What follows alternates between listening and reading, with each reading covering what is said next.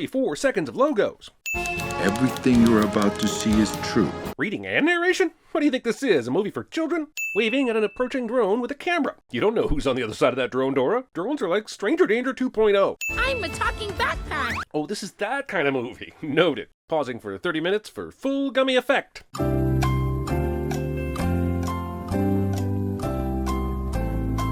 Now I'm ready. Holy shit, did that fox just fly and talk? Is it your gummies? And I'm a map with a mouth. So, in other words, a talking map? Why did you feel the need to mention just your mouth? How does that distinguish you from the talking backpack, or other maps? I don't mind that the movie lied to us for the first 2 minutes about what was real and what wasn't. I'm just angry that this cardboard Jeep comes installed with wipers that have no hope of actually cleaning enough of the windshield on a really rainy day. Look at how clean these children's clothes are. Have you seen children? Their shirts are more booger than actual shirt. He's a wild monkey, honey. Is he though? Can the people inside the movie see what a CGI monstrosity this monkey is? Or am I still on the gummies? Can you say delicioso? Movie basically says that the Dora you grew up watching on Nickelodeon was talking to no one in particular. My teenage son wrote an award-winning essay on how he knows he exists because Dora asked him questions, and when he answered, she responded back. He even slipped in a killer diss track directed at Rene Descartes that put that jerk in his place. Indeed, the entire philosophy department at Princeton resigned when they heard that essay. My son was building his own college. Now, because of this movie, he's decided he wants to be a dentist. Treasure hunting bad, exploring good. Dumbing down language for children when they don't understand instead of taking the opportunity to teach them. Personally, I believe that children are our future, and that we should teach them well and let them lead the way. I think you're just yelling at me because you're sad you're leaving. Of course that's why I'm yelling at you. In the previous scene, these two children couldn't grasp that the fun of finding a treasure is the reward, but here they've advanced to highly evolved, tiny emotional adults with some deep introspection in the middle of an emotional outburst. Keep this. Keep food? Hey, cousin, I'm leaving. Take half of this bar of food. Man, kids are dumb. Why do I get the feeling that they could have just started this movie 10 years later and we didn't need to see any of the previous 5 minutes? Hi, I'm Dora, and I'm being chased by a herd of angry pygmy elephants. Vloggers. Pardon me, Black Guy Mun. Largest predator in the Amazon? Am I going to be thinking Dora survives this a lot in this movie? Should I preemptively give this movie sins? Yeah, let's just do this now.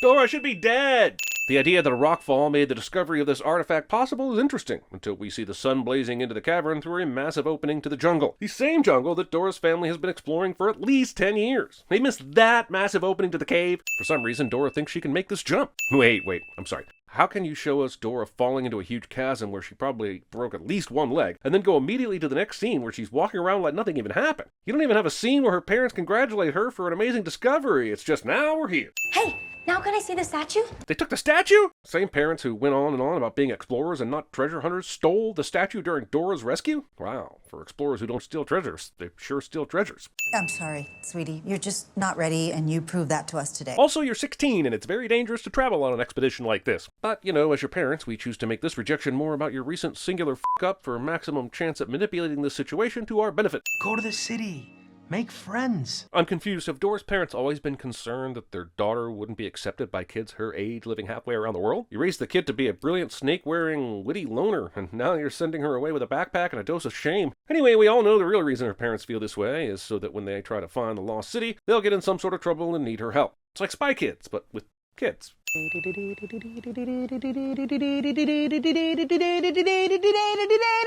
This raves on for all of the some time. Be careful. That's what we want to say. Speaking of being careful, is it wise to leave food out in the open? Aren't you inviting danger from wildlife? Apparently Dora's trip to the city is a transcontinental trip to Los Angeles. Since they're in Peru, I thought they meant Lima or something, but apparently they meant all the way across the world to LA, which is how most people refer to that particular city. Nice to meet you. You know what would have been good advice to receive from Dora's parents before sending off their jungle-isolated daughter? Don't talk to strangers. That seems like first-day parenting stuff. Before Dora even goes into her slide down the handrails of this stairway, everyone already seems to be accommodating her before they even know what's about to happen. Look at all these people. They look like they've been right adjusted by Microsoft Word. You are way more energetic than I remember. Dude, you have a terrible memory, because that's exactly how she was 10 years ago. Let's go. When When Dora casually turns and walks toward the airport parking lot as if she somehow knows where her family's vehicle awaits, it is so infuriating to me. You do not know where you are going. Stop moving. I know Dora is supposedly this fish out of water who's grown up in a jungle her whole life and she doesn't know the ways of the city, but how is she not familiar with food spoilage and having common sense not to eat a 10-year-old candy bar that will result in her death? Look, I get it. Dora prefers the outdoors, but she lives in a house with her own bedroom in the Peruvian jungle. Not like she's outside all the time. Well, maybe she is, but the movie cut out 10 years of her life, so this I've got to sleep outdoors stuff rings false. Do you mind? Asking someone if they mind, then not waiting for a response before doing whatever you want. Hey, look, it's a you should change your appearance to be accepted cliche in a kid's movie. Start f***ing them up young. How else do we ensure the future of the crucial beauty industry? Oh my god, Dora's parents not only told her she couldn't go on the Lost City trip, but they also enrolled her in high school after years of homeschool? I mean, are they hoping she stays here and starts taking the SATs and gets into Stanford? Nothing about this trip sounds like what her parents told her it was going to be. You can't bring any of this in here. Pick it up after school. What exactly did the security guard say that made this entire cluster of high school kids who were patiently waiting to suddenly erupt into dissatisfied citizens at a town hall meeting? Also, look, I know we're supposed to see that Dora is going to have trouble fitting in, but it's absolute guardian malpractice for her aunt and uncle not to tell her about metal detectors at the school.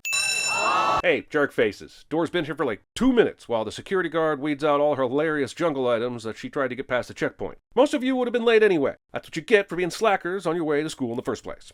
Cupcakes for charity. Despite a bell ringing indicating the start of school, there appears to be no hurry to get to classes, and people are still casually milling about. And also, eagles don't litter. Was that their problem? Ask the girl who only moments ago heard this bell and wasn't confused at all. The morning bell, we're late now. But the bell already rang when Dora was by the security checkpoint. I guess that could have been a warning bell, but Diego said they were late when that bell rang. So I'm confused about the bell system in this high school. Where did you transfer from, Dora? How does the teacher not know very much about this new student transferring from Peru? I mean, did Dora's parents send her from Peru to the United States overnight and get her into the school the next morning? Wouldn't someone like Dora be talked about among faculty before she even takes a class? Not sure I made myself clear earlier, but if you're going to take a shot at the Queen, you better not miss. You did not make yourself clear earlier. Like, at all. You asked Dora why she was so smart, and you gave her a free cupcake. You did it aggressively, yes, but you did not mention there being consequences for answering a Moby Dick question in class. Goodbye, everyone. Great job today. We did it. We finished school. Dora would probably be instantly popular with at least 33% of the school, but this movie's gonna make it seem like nobody likes her because she's super unusual. It's like she's all that without the glasses. We're at coordinates 1.832. We're making really good progress. How does 1.832 qualify as coordinates? I can tell you that 1.832 does not qualify, and the movie doesn't think so either, because later when we see Dora's map, she's filled in latitudes and longitudes that more closely identify as coordinates. But the movie tries to make it sound like 1.832 is good enough for Dora to figure all of that out on her own. I can hold my breath for 7 minutes, though. Chekhov's character spouts off random fact that saves the day at a crucial moment cliche. This is a high school dance, and not some lame-ass middle school dance, right? High schoolers would be dancing. There are probably, gasp, even a few couples at this school who would be dancing. Why is this dance being portrayed as some socially awkward, never-been-kissed kind of dance? Hey, look!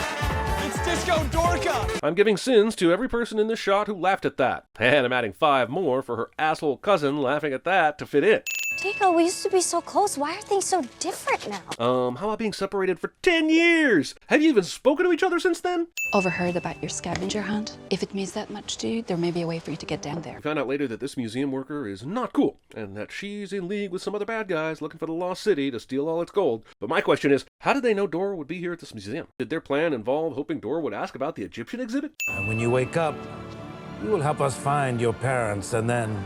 Parapata. I have no idea how they get this crate out of the museum without anyone noticing and on a plane without anyone inspecting the crate first, but that's why they're the criminals and I'm a lowly movie make-funner of her. What's happening? Well, somehow a tiny canister of gas, designed to knock out a small Dora, managed to knock out 4 teenagers, which is ultimately good luck for sure, because it was likely far too potent for her body weight and would have killed her, but no time to think on that. We're being thrust towards adventure! Boss! Get them! With 3 henchmen who know chasing the kids is a ruse designed to plant Alejandro in their group as a trusted ally shout, "Get them!" while safe from discovery in the car? No. They'd say, "So it begins," or "Can we go over the part where the fox speaks to us and we're all okay with that?" I thought the fox that we saw at the beginning of the movie was a figment of Dora's imagination, because he appeared in that drug-addled opening sequence where Dora imagined her backpack and a map talking to her, and we found out the Jeep she was driving was made of cardboard. So how is the fox now part of the narrative? Did Dora's dreams become the reality? Is she a new mutant? Whatever happens, get that map. Couldn't they have just stolen the map at the museum instead of kidnapping the kids and sending them to Peru? And if they need Dora, couldn't they have stolen the map first before sending her to Peru? What part of the fox just stole my map? Don't you understand? The part where a fox stole your backpack and you immediately assumed it was going for your map with zero indication that stealing the map is the fox's intention. That, and it's a talking fox wearing a burglar mask. I'm sure this is a delightfully fun scene for Dora fans to watch, but let's ask some real questions here. Why does Dora have an important to-the-plot map in her backpack on the day she happens to be kidnapped? If it's the map from her bedroom, does she take it out and roll it up every day before school? Why risk ruining the map by carrying it around with you when it was perfectly safe on the wall? Why does that fox need to remain anonymous? Who is going to recognize one specific fox? Sammy would be amazing at CinemaSins. Your father sent me this just the week before in case I could help. How did Dora's dad send his journal while he was out exploring in the jungle? Is there a post office? Anyway, this is a dead giveaway that Alejandro is a bad guy, and he says about 2 or 3 other things in this scene that should tip her off, and they don't. I know Dora loves and trusts everybody, but doesn't she have any common sense? Surely she would have heard of this dude before today, right? This is it. Our family symbol. A red oval is your family symbol? Exotic. Okay, I may have gone a little overboard on supplies. Dude, you have a Pitch Perfect trilogy DVD in your supplies. What is that even for? I know, it's for the jokes, but I'm still sending it and have sent it. Take that, harmless high school musical movies. Are you sure your parents went this way? The only reason I won't sin every step Dora makes in this jungle is because I know deep in my soul that each footfall brings me one step closer to no longer watching this movie. After days and days of grueling travel in the jungle, avoiding deadly creatures and barely any supplies between them, our 5 heroes step confidently into the future with a pristine wardrobe that bears no visual representation of toil. Also, why is everyone dressed in layers? Isn't the jungle humid? Hey, I found one of those red loops. Thank God Randy was here to see that hidden behind all the foliage so that he doesn't appear completely worthless during this trip. Anyway, why did Dora's parents hide the symbol if the symbol is only meaningful to her? You have to poo. Not only does the movie stop dead in its track for a character to announce she has to poo, it takes a full-on poo break complete with poo shovel. Probably should have said cover your ears before you said poo like 47 times. Poo shaming. Also, medically, you have to do this. My question is, why doesn't anyone else have to do this? I think we're safe.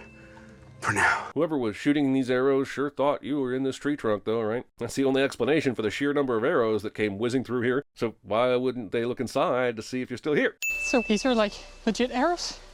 Like kill people arrows? Asks the kid whose juice box saved him from death by said arrow only seconds earlier. Jesus, movie. Do you want the kids to be in mortal peril or don't you? Make up your f***ing mind. You know, for a group of people who just had arrows shot at them, they sure are suddenly casual about it all. It's not like the tree rolled them into safety. They very obviously plummeted down a hill into a sort of clearing. There's no time for an emotional connection chat by the water. Everyone should be panicking and running for cover. Dora laughs at Diego because he clearly said something that told her that he's attracted to Sammy, and it looks like Diego, or at least the actor playing Diego, thinks it's a pretty funny moment. But when she says, You have an attraction for her? Diego's smile turns into a frown between shots. It's just you and me now, of course.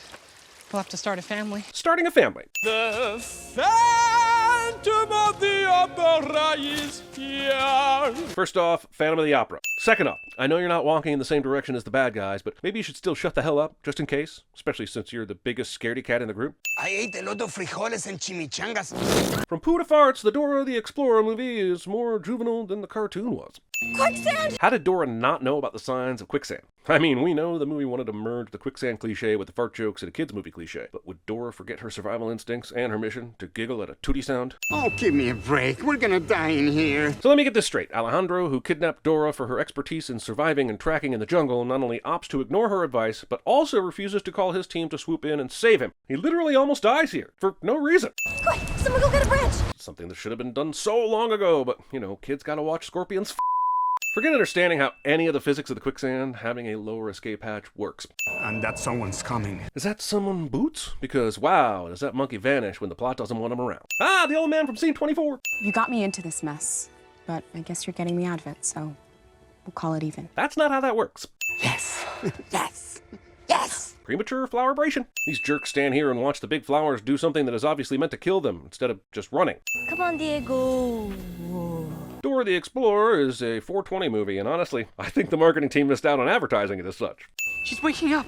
Okay, I know we saw cartoon Dora and Diego jump over a canyon to meet up with Randy and Sammy, but I'm pretty sure that was the LSD talking, even though I'm still not sure if that was Dora's LSD or mine. So how did Randy and Sammy make it past the drug flowers? Even if they knew to leave them alone, surely there was still some angel dust in the air. For the first time, I'm actually feeling really good about how things are. You dick! Why would you say that? I guess I should be mad at Randy for pulling a random lever in an old Incan temple, but I'm madder at Dora and the others for not stopping him before they had a chance to discuss what the hell was going on first. The stars are in the right position. It's the Southern Hemisphere. I was just looking at it the wrong way. So you spent 16 years of your life in the southern hemisphere and your brain already rewired the stars into their northern hemisphere positions? Of course it did. Otherwise, we wouldn't have the room filling up with water right now because of your mistake. But also, being in the southern hemisphere means you see an almost completely different sky than the one in the northern hemisphere. So I'm wondering how a simple 180 makes the stars align. Okay, if this is an aqueduct, we just need to somehow open the sluice gate! Better idea. Find the person who designed this room and slap them around for a while, because opening and closing waterways should not kill the people opening and closing waterways. Movie films a sequence from the screenplay's first draft in which someone scrawled, "Someone should just flush this down the toilet," and kept it in the film. Dora! Dora! How did Dora's parents not see and hear 5 people falling and screaming down the water slide into the pond right next to them? And how long was she blacked out? Who took her to shore? And how are there still 4 people in the water who haven't emerged? So here are Dora's parents emerging from a camping area to reunite with their daughter. But how is there a camp here? Earlier, Dora discovered that they hastily ran away from a previous campground and left all their stuff. I guess they somehow still had a bunch of backup camping gear left over that they could take with them during their quick escape. My journal was stolen days before the expedition. And you somehow didn't mention that to her? You were all living in the same house and equally obsessed about finding this lost city, correct? How would your journal's theft not make it to the front page of Dora the Explorer News? And if you're talking about a later point right after she left for school, you guys were talking regularly on satellite phones and you failed to mention it even then? Also, how did Alejandro know to steal the journal? And how did he know Dora's parents were set to find a lost city? They lived basically by themselves out in the middle of nowhere. Unless they were reporting their findings somewhere, how would Alejandro know he needed to steal the journal? Bravo team, this is Alpha Leader. Introducing one of the A, most predictable reveals in a movie ever, and B, the most nonsensical. Why go through all the trouble of helping Dora and her buddies escape if you were just going to take them back to the same people who kidnapped them in the first place?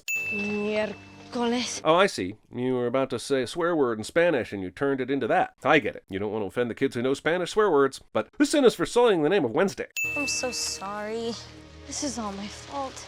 How? How does Dora shift things around in her brain to think that her being kidnapped and taken to the jungle is somehow her fault? This guy is suspicious of what's going on back here, but not nearly suspicious enough. Hell, Sammy cheeses so much that she might as well be saying, "A monkey is untying my ropes right now," and why isn't he behind them? We are teenagers armed with yo-yos. Yeah, things are pretty dire, especially considering there is only one yo-yo between them all. And if we can get inside Parapata, we can trade the treasure for my parents. Except Parapata has more gold there than the rest of the world combined. And the bad guys likely know this. So what would treasure that could be carried by the tiny hands of children do to sway them from their goal of treasure that would fill a city? That said, I'm wondering now how Alejandro plans to get the gold out of this place. The route they took to get here is long and filled with obstacles and isn't conducive to taking a large amount by hand. And you can't get large trucks into this place. This is a place so secret that no one stumbled upon it for thousands of years. There is no such thing as a jungle puzzle. How are you guys totally out of earshot of Alejandro and the other bad guys around here? Why are you speaking in a voice above whispering?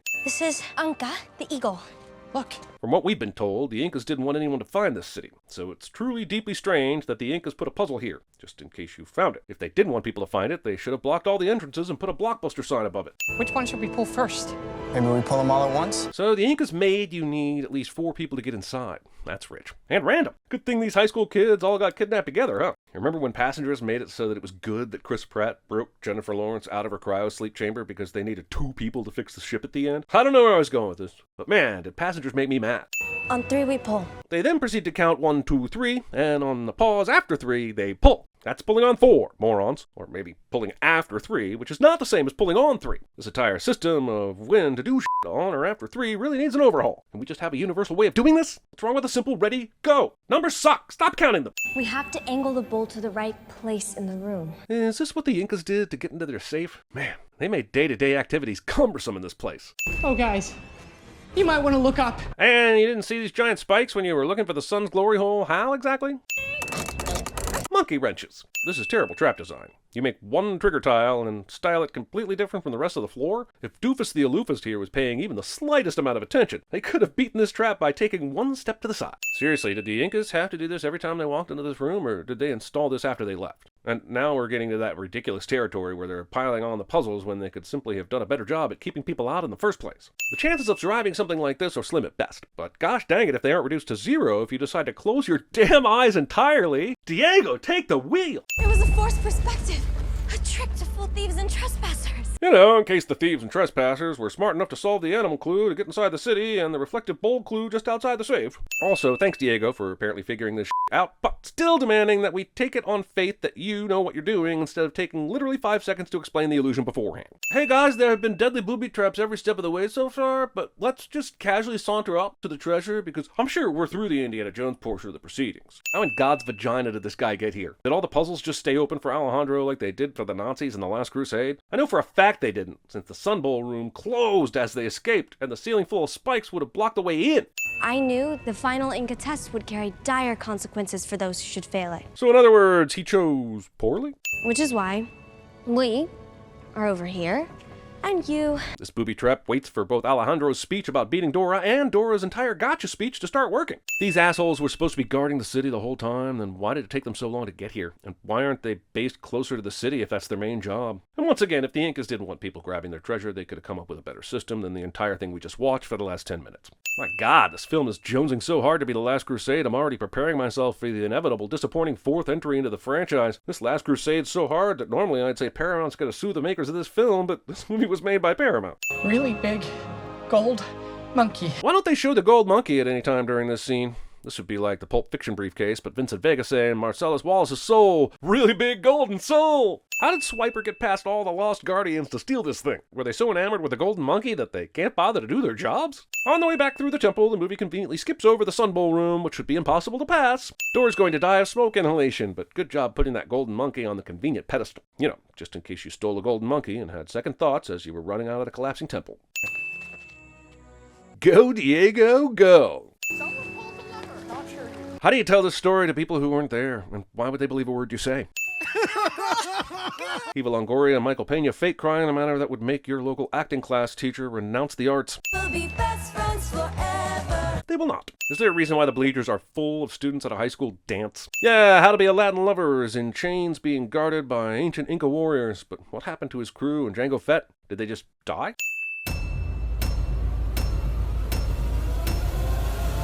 Everyone knew that whoever let the sadness overtake him would sink into the swamp. I ate a lot of frijoles and chimichangas. Now comes the part where we throw our heads back and laugh. Ready? Ready! Lie down flat on your back. Now I'll pull my arms out with my feet. There is much danger, for beyond the cave lies the gorge of eternal peril, which no man has ever crossed. Spears! I've fallen, and I can't get up.